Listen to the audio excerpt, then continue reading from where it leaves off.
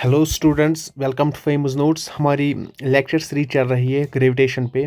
तो लास्ट के दो लेक्चर जो है, the first lecture was on the acceleration due to gravity. This was the last lecture जहाँ पे हमने डिराइव किया है G equal to G M by R square. अच्छे से लेक्चर हुआ था। उसके बाद मैंने आपको बोला था पहले लेक्चर में ही, जो जी है एक्सेलरेशन ड्यू टू ग्रेविटी, ये वेरी होती है विद डेप्थ एंड हाइट।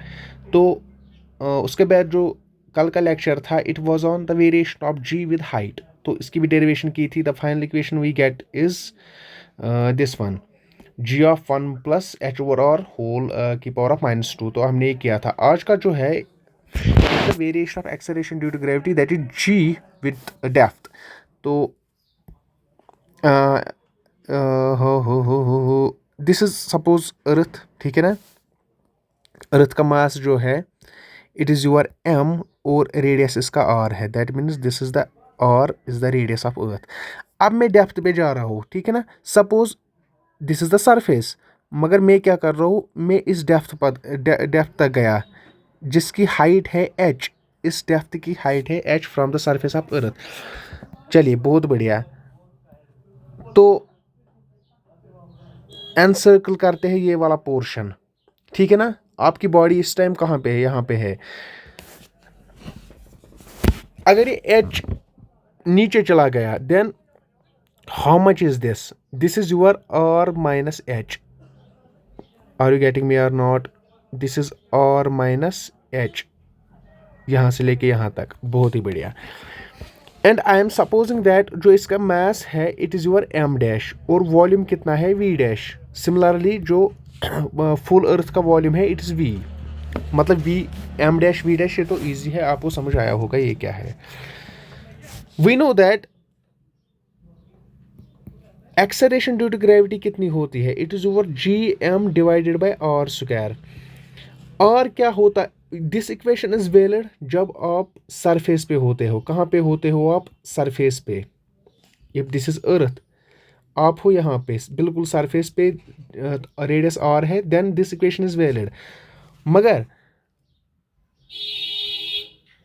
मगर मगर if this r is something else, if this r is not equal to r, if it is r plus h या r minus h, उस time जो acceleration due to gravity होती है, suppose this is the same r, इसी figure में कर देता हूँ मैं। अब ये हाइट h पे चला गया, अब बॉडी है यहाँ पे आपकी, तो यहाँ पे एक्सेलरेशन ड्यू टू ग्रेविटी कितनी है? टोटल डिस्टेंस कितना है इस बॉडी का, इस ऑब्जेक्ट का, from the surface of earth? It is R plus H. तो यहाँ पे जो एक्सेलरेशन ड्यू टू ग्रेविटी होगी it would be equal to your G M divided by R plus H whole square, ठीक है ना। ये तो हमने पहले वीडियो में किया था। सिमिलरली अब बॉडी है मेरी यहाँ पे, ठीक है ना। इसका जो डिस्टेंस है, इसकी जो डिस्टेंस है from the centre of earth it is R minus H. तो यहाँ पे इसकी एक्सेलरेशन ड्यू टू ग्रेविटी कितनी होगी? G M divided by R minus H whole square. You know that. Similarly जब बॉडी है आपकी यहाँ पे, जब आपकी बॉडी है कहाँ पे? यहाँ पे, तो एक्सेलरेशन ड्यू टू ग्रेविटी कितनी होगी? It would be equal to your G dash से डिनोट करेंगे हम।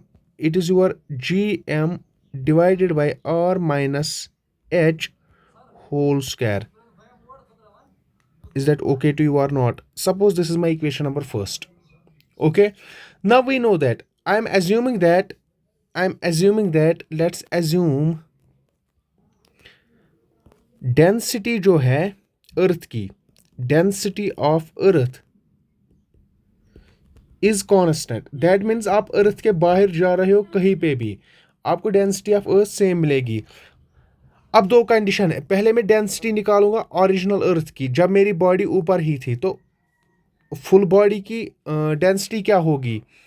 It would be equal to your density mass by volume M by V, ठीक है ना।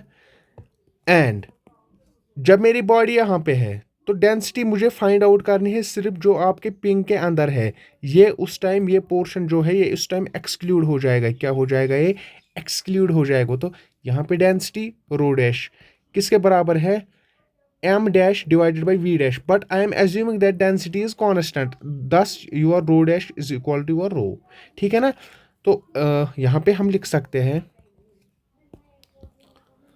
यहाँ पे I can write it as m by v is equal to m dash divided by v dash. तो क्या मैं लिख सकता हूँ m dash is equal to m divided by v into V dash? हाँ, मैं ऐसे लिख सकता हूँ. Let's suppose this is my equation number second. Is that okay यहाँ तक कि नहीं? बहुत ही बढ़िया. नाउ जो मेरी इक्वेशन नंबर फर्स्ट है, जी डैश मतलब acceleration due to gravity at point A. G dash is the acceleration due to gravity at point A. किसके बराबर होता है?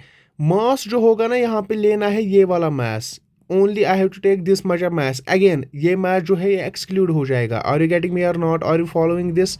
ये मास क्या हो जाएगा मेरा? एक्सक्लूड. तो it is not G M, it is actually G M dash.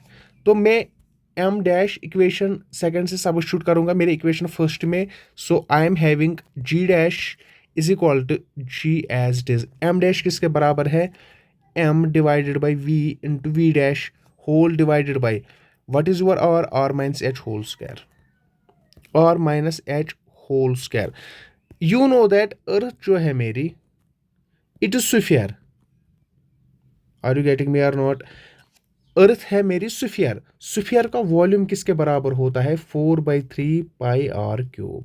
बहुत ही बढ़िया. तो क्या मैं लिख सकता हूँ G dash is equal to G as it is, M as it is. ये वॉल्यूम है पूरी अर्थ का. तो कितना होगा ये? 4/3 पाई आर क्यूब. ठीक है ना? Into V dash. कौन सा वॉल्यूम है? वी डैश जो है मेरा, it is this much of volume.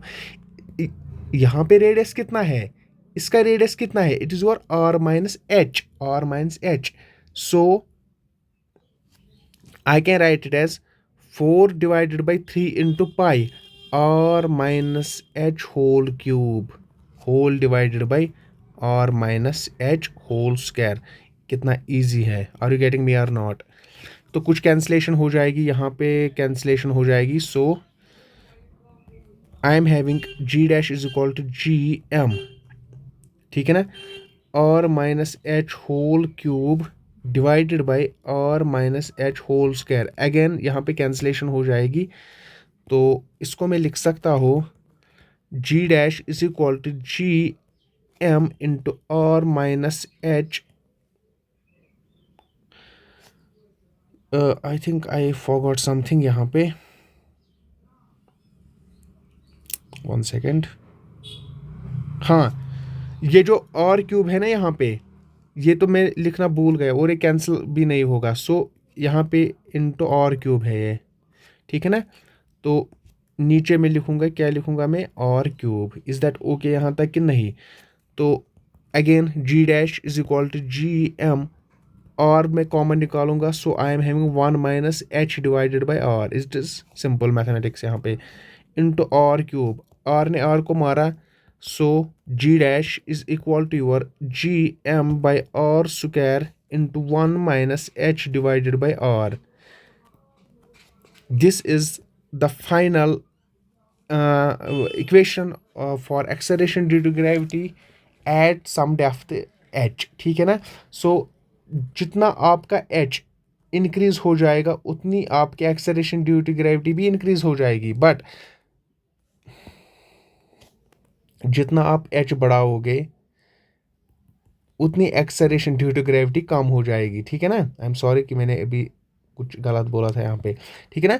So that mean जितने आप ज़्यादा डेप्थ तक जाओगे उतनी एक्सेलरेशन ड्यू टू ग्रेविटी क्या होगी? डिक्रीज. सबसे कम कहाँ पे होगी फिर? सबसे कम जो आपकी एक्सेलरेशन ड्यू टू ग्रेविटी है कहाँ पे है? At the centre of earth. कितनी है? 0 है. कैसे? If your H is equal to your कितना? देखो, दिस इज अर्थ. ठीक है ना? इसका है सेंटर यहाँ पे. तो अगर आपका एच है आर के बराबर, दैट मीन्स अब आपका ऑब्जेक्ट है बिल्कुल सेंटर पे. H is equal to your R. तो यहाँ पे मैं लिख सकता हूँ एच और आर ने आर को मारा. It is 1 minus 1. It is equal to 0. G dash is equal to 0. So acceleration due to gravity at the centre of the earth is 0. ये आप यहाँ पे लिखना. At centre acceleration due to gravity जो है ये आपकी 0 है, इम्प्लाइज लिखेंगे यहाँ पे, ठीक है ना। It's very important, remember it, ठीक है। So this was the total derivation. I hope कि आपने फॉलो किया होगा एक एक पॉइंट यहाँ पे। If you are having any doubt, feel free to comment it down. I will answer you shortly. Thanks.